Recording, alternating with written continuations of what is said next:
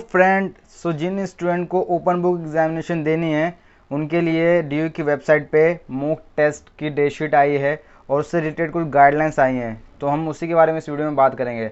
जैसा कि आप जानते हैं कि डीयू के ओपन बुक एग्जामिनेशन जुलाई में होने थे, बट वो पोस्टपोन कर दिए गए हैं, तो इसलिए अभी फ़िलहाल के लिए तो मॉक टेस्ट आया है और उससे रिलेटेड कुछ गाइडलाइंस आई है, जैसा कि आप यहाँ पे देख पा रहे हैं। तो यहाँ पे एक डेट शीट आई है और एक स्टेप बाय स्टेप गाइडलाइन आई है, तो हम इन्हीं दोनों पीडीएफ को इस वीडियो में देखेंगे। तो चलिए फिर वीडियो को स्टार्ट करते हैं।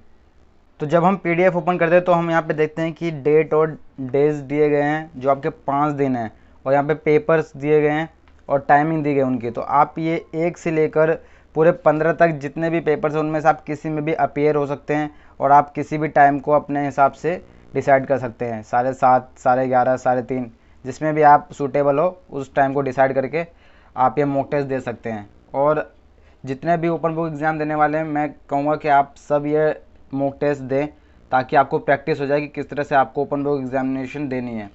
तो नीचे कुछ नोट्स लिखे गए हैं, तो उनमें ये लिखा है कि कोविड-19 पैंडेमिक के कारण जो एग्जामिनेशन होने थे तो वो उसके लिए उन्होंने प्रैक्टिस के लिए मॉक टेस्ट दिया है, तो ये आपको देने हैं।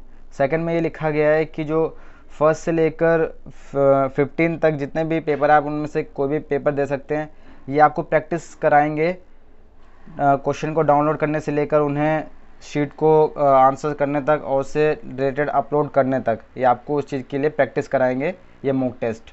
और नीचे लिखा गया कि जो ड्यूरेशन होगा वो नॉर्मल बच्चों के लिए 2 घंटे होगा, यानी कि 2 घंटे आपको आंसर करने के लिए मिलेंगे और 1 घंटा आपको स्कैनिंग, अपलोडिंग और डाउनलोड क्वेश्चन पेपर के लिए मिलेगा।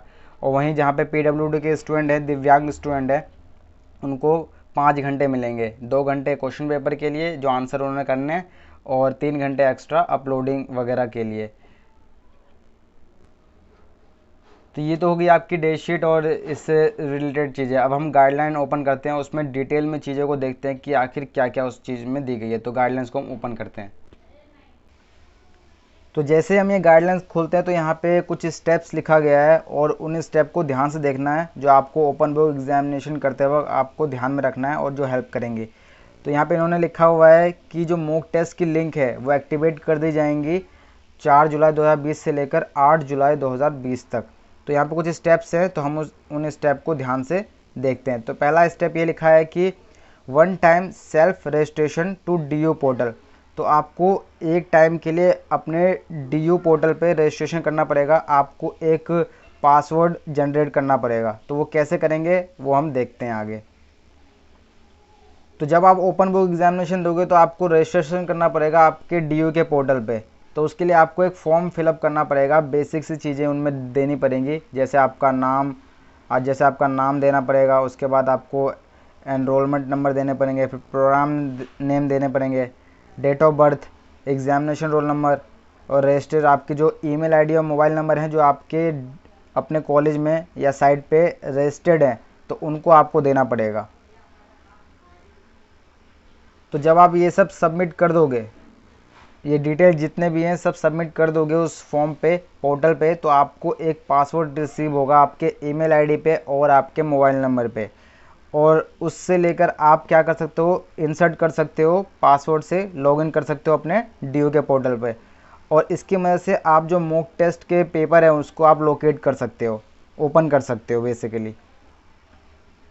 और ये ऐसा इसलिए करवाया गया क्योंकि सेम ऐसा ही ओपन बुक एग्जामिनेशन के दौरान होगा। आपको इसी तरह से आपको अपना खुद का पासवर्ड जनरेट करना पड़ेगा और आप उसी की मदद से अपने ओपन बुक एग्जामिनेशन के क्वेश्चन पेपर को लोकेट कर सकते हो, ओपन कर सकते हो। इसलिए ये पूरी प्रैक्टिस कराई जा रही है। तो चलते हैं अब नेक्स्ट स्टेप की तरफ, जो लिखा हुआ है on the date of final OBE examination. यानी कि इसमें लिखा गया जब आप ओपन बुक एग्जामिनेशन दे रहे होंगे तो आप किस तरह से अपने क्वेश्चन पेपर को डाउनलोड करोगे, किस तरह से आप लॉगिन करोगे, वो सारी चीज़ें सेकंड स्टेप में दे रखी है। तो फर्स्ट पॉइंट यहाँ पे यही लिखा हुआ है यहाँ पे कि student are required to log in to the examination portal with their examination roll number and password at least 30 minute prior to the start of their examination. आपको एग्जामिनेशन स्टार्ट होने से 30 मिनट पहले आपको डीयू के पोर्टल पे जाना है, site पे जाना है, और वहाँ पे आपको एग्जामिनेशन रोल नंबर और जो आपने पासवर्ड आया है आपके फ़ोन नंबर या ईमेल आईडी पे, उससे आपको लॉगिन कर लेना है 30 मिनट पहले। जैसे कि एग्जाम्पल के लिए आपका एग्ज़ाम स्टार्ट होने वाला है 7 बजे। तो आपको 7 बजे ही क्या कर लेना है, डी के पोर्टल पे लॉगिन कर लेना है। आधे घंटे पहले ही आपको लॉगिन कर लेना है। तो जैसे ही आप लॉगिन करोगे तो आपके सामने एक क्लॉक आ जाएगी, वहाँ पे टाइमिंग चल रही होगी आपके क्वेश्चन पेपर ओपन होने के लिए। यानी कि जैसे आप आधे घंटे पहले करोगे तो वहाँ पे 30 मिनट की एक क्वेश्चन पेपर की टाइमिंग स्टार्ट हो जाएगी। वो 30 मिनट ख़त्म होते ही आपका क्वेश्चन पेपर आपके डी पोर्टल पे आपके लॉगिन आईडी पे दिख जाएगा। तो आप वहाँ से क्वेश्चन पेपर को देख सकते हो, डाउनलोड कर सकते हो। फिर नीचे लिखा हुआ है कि student should read the instruction printed on the question paper for which they are appearing. तो आपको क्वेश्चन पेपर जितने भी इंस्ट्रक्शन है वो आपको ध्यान से पढ़ने हैं। ये इंस्ट्रक्शन कुछ अलग होंगे जो आप रेगुलर देते हो एग्जामिनेशन हॉल में जाके, उससे अलग होंगे इंस्ट्रक्शन। तो ये आपको केयरफुली रीड करना है, उसके बाद ही आपको एग्ज़ाम देना है। आगे लिखा हुआ है कि जो क्वेश्चन पेपर है, डाउनलोड बटन जो होता है क्वेश्चन पेपर का, वो विजिबल हो जाएगा एग्ज़ाम स्टार्ट होने के दौरान। और यहाँ पे लिखा हुआ है कि जो डे शीट के अकॉर्डिंग जो आपका सब्जेक्ट है उसी का ही क्वेश्चन पेपर उस पोर्टल पे शो करेगा। तो आपको वही डाउनलोड करना है, उसी के अकॉर्डिंग ही आपके क्वेश्चन पेपर आते रहेंगे डे शीट के अकॉर्डिंग। तो जब आप क्वेश्चन के डाउनलोड बटन पे क्लिक करोगे तो आप क्वेश्चन पेपर को डाउनलोड कर सकते हो अपने फ़ोन में, लैपटॉप में, डेस्कटॉप पे, या तो आप उसको प्रिंट आउट भी करवा सकते हो अपने आसपास किसी कॉमन सर्विस सेंटर से उसी दिन। सो जो नेक्स्ट पॉइंट है वो काफ़ी ज़्यादा इंपॉर्टेंट है, आपको ध्यान से सुनना है। कह रहे कि किसी ऐसी केस में आपको डिफ़िकल्टी आती है डाउनलोड करने में आपके क्वेश्चन पेपर को, तो आप क्या करेंगे। तो आप कॉलेज के डिपार्टमेंट हेड जो भी आपके, उनसे रिक्वेस्ट करेंगे और उनको ये प्रॉब्लम बताएंगे। तो जो आपका ईमेल आईडी है जो रजिस्टर्ड है कॉलेज में, और जो आपका फ़ोन नंबर है, तो उन दोनों पे ही आपको क्वेश्चन पेपर दिए जाएंगे। ईमेल आईडी पे आपको पीडीएफ सेंड कर दिया जाएगा क्वेश्चन पेपर का, और जो फ़ोन नंबर है उस पर आपको व्हाट्सएप कर दिया जाएगा इन केस ऑफ इमरजेंसी, अगर आप डाउनलोड नहीं कर पाते हैं तो ये पॉइंट काफ़ी ज़्यादा इंपॉर्टेंट है, आपको ध्यान में रखना है। और श्योर कर ले कि आपका ईमेल और फ़ोन नंबर आपके कॉलेज में रजिस्टर्ड हो। अगर नहीं है तो प्लीज़ आप अपने डीन या जो भी प्रोफेसर हैं, डिपार्टमेंट हेड हैं, उनसे कांटेक्ट करके अभी क्लियर कर लें। और आखिरी में वही लिखा है कि जब आप क्वेश्चन पेपर डाउनलोड कर लोगे तो आपके सामने एक टाइम स्टार्ट हो जाएगा कि आपको कितना टाइम बचा हुआ है आपको एग्ज़ाम ख़त्म करने में। 2 घंटे की टाइमिंग स्टार्ट हो जाएगी वहाँ पे। तो जो अगला स्टेप है वो लिखा है उन्होंने टाइम ट्रैकिंग का, यानी कि आपको टाइम कितने घंटे दिए जाएंगे और किस तरह से आपको उसी टाइम में अपलोड करना है क्वेश्चन पेपर वगैरह को, वो दिया है यहाँ पे। तो पहला पॉइंट हम देखते हैं। तो उसमें लिखा है इन्होंने कि दिव्यांग स्टूडेंट को छोड़कर, पीडब्ल्यूडी के स्टूडेंट को छोड़कर जितने भी स्टूडेंट हैं उनको 3 घंटे मिलेंगे टोटल, और उनमें से 2 घंटे जो होंगे वो आपको क्वेश्चन के आंसर करने के लिए मिलेंगे, और 1 घंटा होगा वो आईटी रिलेटेड एक्टिविटी, यानी कि क्वेश्चन पेपर को डाउनलोड करने से लेकर उनको स्कैन करने तक और उसको आंसर शीट को अपलोड करने तक, वो आपको 1 घंटा एक्स्ट्रा मिलेगा, जो 3 घंटे में आपके इंक्लूड हो जाते हैं। जो दिव्यांग स्टूडेंट होंगे उनको 5 घंटे मिलेंगे, जिनमें से इन्होंने बोला है कि 2 घंटे आपके क्वेश्चन पेपर को आंसर करने के लिए होंगे, और 1 घंटा होगा वो आपके आईटी रिलेटेड से होंगे, वही क्वेश्चन पेपर को स्कैन करना, अपलोड करना, डाउनलोड करना। सो इन सब से रिलेटेड होंगी चीज़ें। और जो एक्स्ट्रा टाइम मिलेगा उनको इसी वजह से मिलेगा, अगर कुछ प्रॉब्लम आती है उनको ये सब अपलोड करने में, तो उनको एक्स्ट्रा कुछ घंटे दिए जाएंगे, 2 घंटे एक्स्ट्रा मिलेंगे इसके अलावा। अब नीचे दिया गया है कि the mock test shall be conducted in the 3 session of each day, morning session, lunch session and evening session. तो जो स्टूडेंट है ना वो किसी भी टाइम आके अपना मॉक टेस्ट दे सकते हैं। अगर आपको सुबह सूटेबल है तो सुबह दीजिए, दोपहर में दीजिए, नहीं तो फिर शाम में दे सकते हैं। अपने अकॉर्डिंग आप कभी भी किसी भी टाइम मॉक टेस्ट दे सकते हैं। ओके, तो अब चलते हैं नेक्स्ट स्टेप की तरफ, जो दिखाया उन्होंने कि आंसरिंग द क्वेश्चन पेपर। तो आप जो क्वेश्चन पेपर है उसको आप आंसर कैसे करोगे। तो यहाँ पे इन्होंने लिखा है कि student will right the answer of the question paper on A4 size sheet white paper, यानी कि जो आप जो आंसर करोगे वो A4 साइज शीट पे करोगे और वो वाइट होना चाहिए। और यहाँ पे मेंशन करा है इन्होंने कि वो या तो प्लेन भी हो सकती है या फिर लाइनिंग वाली भी हो सकती है, वो आपके सूटेबल के अनुसार, आपको जिस तरह से कंफर्टेबल लगता है आप वो वाली शीट यूज़ कर सकते हैं। यहाँ पे लिखा है ब्लैक और ब्लू पेन का यूज़ करना है और किसी भी पेन का यूज़ नहीं करना है। नीचे लिखा है कि student will write their name, programme name, semester, exam roll number, unique paper code, paper title, date, time of examination of first seat. तो जब फर्स्ट शीट बनाओगे उस पर आपको कई सारी चीज़ें लिखना है, जिनमें आपका नाम होगा, सेमेस्टर होगा, एग्जामिनेशन रोल नंबर होगा, पेपर कोड होगा, और हाँ डेट और टाइम एग्जामिनेशन की वो भी देनी है, क्योंकि 3 शेड्यूल में आपके टाइमिंग है, एक तो सुबह का, फिर दोपहर का और शाम का।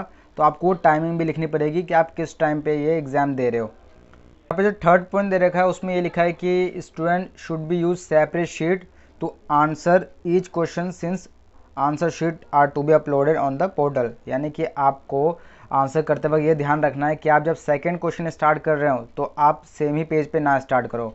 यानी कि फॉर एग्जांपल के लिए अगर आप ये पेज है और यहाँ पे आपका इतने पे ही फर्स्ट आंसर ख़त्म हो जाता है, तो आपको यहाँ से स्टार्ट नहीं करना है, आपको उसके लिए दूसरा पेज लेना है और आपको वहीं पे स्टार्टिंग से आपको सेकंड क्वेश्चन स्टार्ट करना है, मतलब फ्रेश शीट पे ही करना है। यही दिया गया इन्होंने इसमें।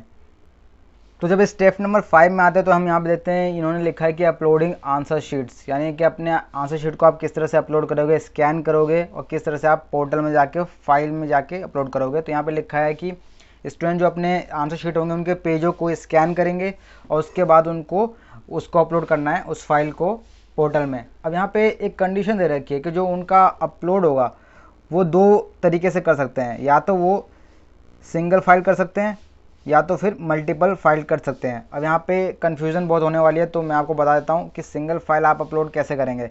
तो आप जितने भी शीट्स हैं उनको आप स्कैन करेंगे और एक क्वेश्चन पेपर होगा, एक क्वेश्चन पेपर बन जाएगा उसका। यानी कि आपने एक क्वेश्चन का आंसर दिया और वो आंसर लगभग 7 शीटों में आया, 7 या 8 शीटों में, तो आप सभी को स्कैन करके एक PDF बनाओगे और अपलोड कर दोगे। या तो आप ऐसे कर सकते हो, नहीं तो आप मल्टीपल फाइल्स कर सकते हो, यानी कि आप हर एक पेज का स्कैन करो और फिर उसको अपलोड कर दो। हाँ, वहाँ पे अपलोड आप मल्टीपल कर सकते हो। एक बार अपलोड कर दिया तो दोबारा आप अपलोड पे क्लिक करोगे तो आप सेकंड फाइल भी अपलोड कर पाओगे। तो इस तरह से आप मल्टीपल फाइल्स भी अपलोड कर सकते हो।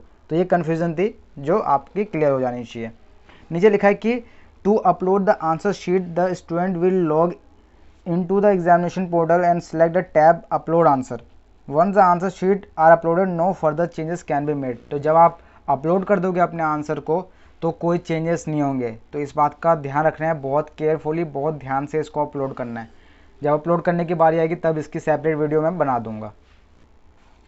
अब नीचे जो केस है वो सेम वही केस है जो आपके क्वेश्चन पेपर को डाउनलोड करने में थी, कि अगर आप अपलोड करते वक्त भी आप कोई दिक्कत पाते हैं, दिक्कत आपको मिलती है कोई रीज़न के कारण, तो आप PDF फॉर्मेट को अपने डेजिग्नेटेड ईमेल आईडी या व्हाट्सएप नंबर जो आपने डिपार्टमेंट में क्या बोलते हैं रजिस्टर कराया होगा, तो आप उस केस में आप अपलोड कर सकते हैं। जो PDF फाइल वगैरह है ईमेल आईडी या व्हाट्सएप से भी आप अपलोड कर सकते हैं। लिखा है कि in case by mistake a student upload a wrong answer sheet, तो she and he can make correction with the specified duration of OBE।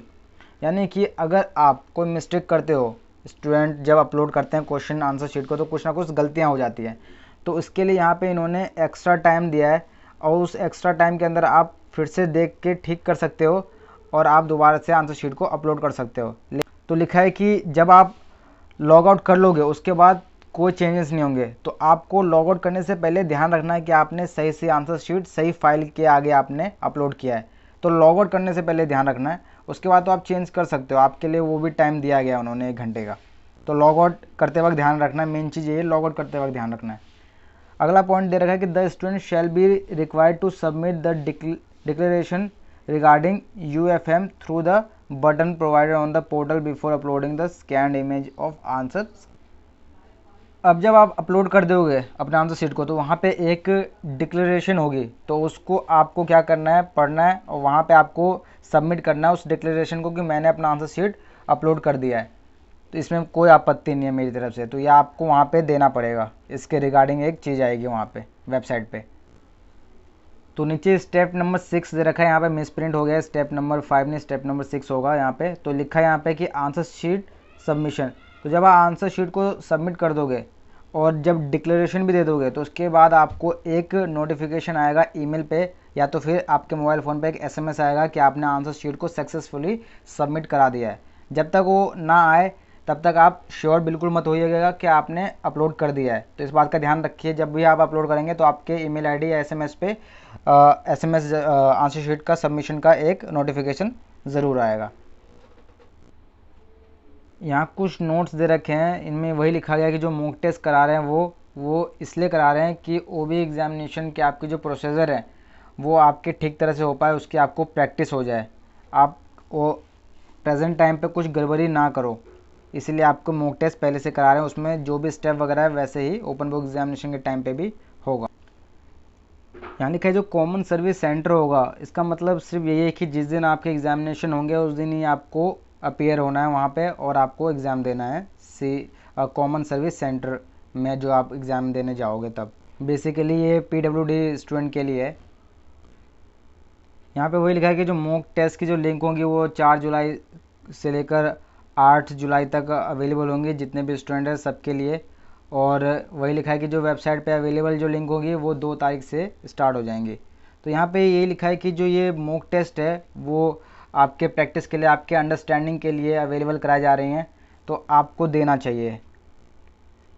So finally जब पॉइंट पे मैं आता हूँ, मैं कुछ ओपिनियन रखता हूँ कि आपको ये मॉक टेस्ट ज़रूर देना चाहिए, क्योंकि ये बहुत ज़्यादा मैसअप है। आप जैसे देख सकते हैं जिस तरह से गाइडलाइंस में चीज़ें लिखी गई हैं बहुत ज़्यादा कन्फ्यूजन टाइप की है। धीरे धीरे जैसे जैसे चीज़ें आगे बढ़ेंगी आपके कन्फ्यूज़न दूर होंगे। बस मैं इतना ही कहूँगा कि आप ये मॉक टेस्ट ज़रूर दीजिए ताकि आपको एक एक्सपीरियंस हो जाए। आप जब ओपन बुक एग्जामिनेशन देने जाओ उस टाइम पे आपको पूरा एक्सपीरियंस हो जाए कि किस तरह से आपको डाउनलोड करना है क्वेश्चन पेपर और अपलोड स्कैन किस तरह से करना है, वो सब चीज़ें आपको मॉक टेस्ट करते वक्त आपको एक्सपीरियंस हो जाएंगी। तो प्लीज़ आप इस मॉक टेस्ट को दें, ज़रूर दें, किसी भी टाइम आप दे सकते हैं। आप कोई सा भी आप सेशन आप अपने हिसाब से चूज़ कर सकते हैं, सुबह दोपहर शाम का। तो आशा करता हूँ ये वीडियो आपको हेल्पफुल हुई होगी।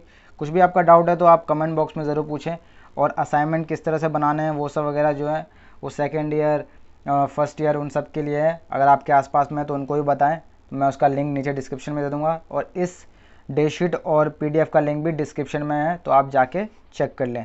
और PDF किस तरह से बनानी है उसकी वीडियो जल्द आ रही है, उसका भी लिंक इस डिस्क्रिप्शन में आ जाएगा।